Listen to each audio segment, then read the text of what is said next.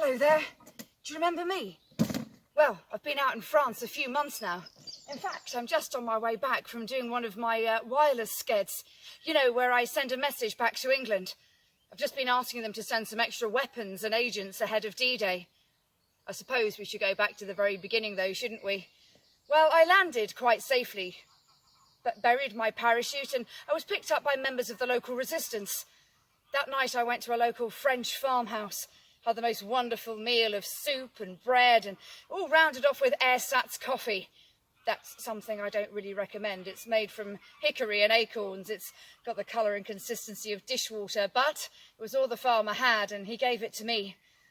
That night I slept soundly for the first time in France for many years. And the next morning I had to go to Lyon. That meant taking the train. My first time on public transport in enemy-occupied territory, and I don't mind telling you, it was terrifying. When I got on the train, I had my identity card in my pocket, and there was nowhere to sit. So a German officer invited me into his compartment.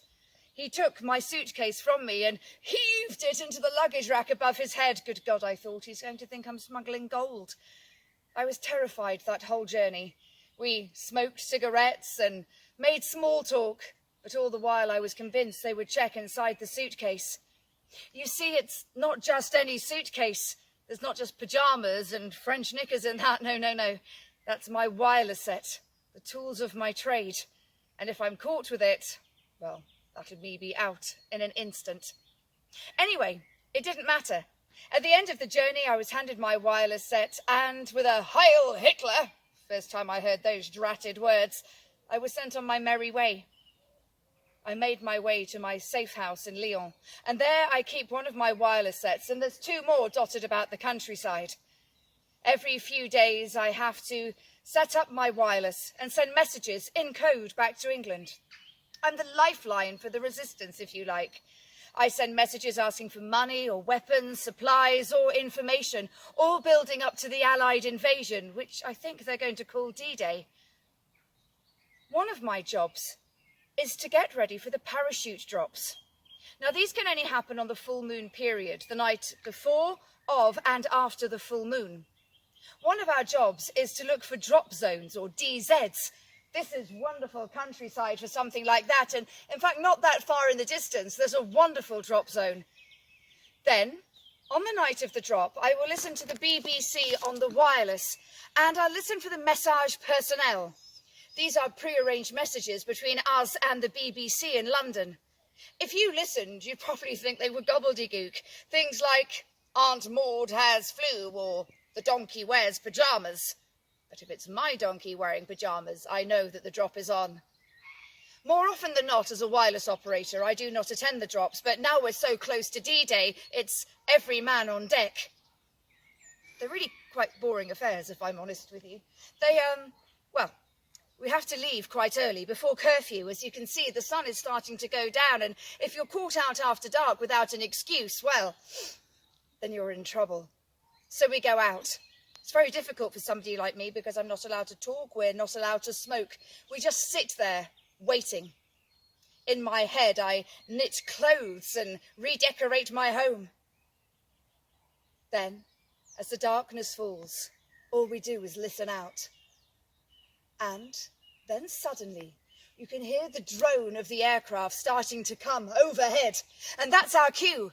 We jump out and we light 3 bonfires in the shape of an L, that, or we light torches, and we wait for the parachutes to drop. It really is the most serene moment as they start to fall.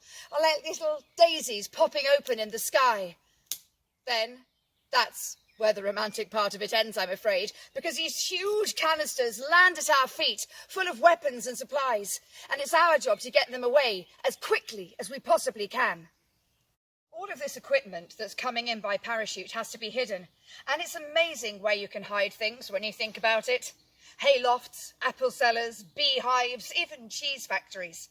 It's all weapons coming in, you see, in preparation for D-Day. And we have saboteurs and weapons experts out here teaching the resistance how to use them. So when the time comes, the army of the shadows will rise up and strike out against the occupiers. And my goodness, we are more than ready for it.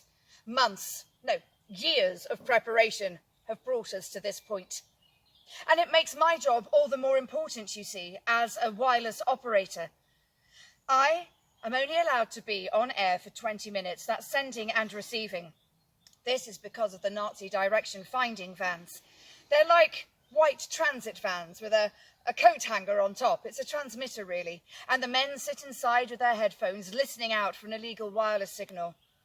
If they find one, they begin to cut off the electricity block by block. Then, when they have the illegal signal and they lose it, that is when they start the door-to-door searches, you see. Many agents have been picked up in that way, and so I've made the decision recently to come out here to the woods and to local farmhouses for my transmissions. But I was nearly caught once. My colleague Francois was looking out for me, and he warned me that he could see Germans moving in from the east and the west. So in our car, we took a road due south. After 15 kilometres, we came face to face with the German armoured personnel carrier. They dragged us out of our car and then put us in a ditch, 2 soldiers standing in between us, pointing pistols in our backs.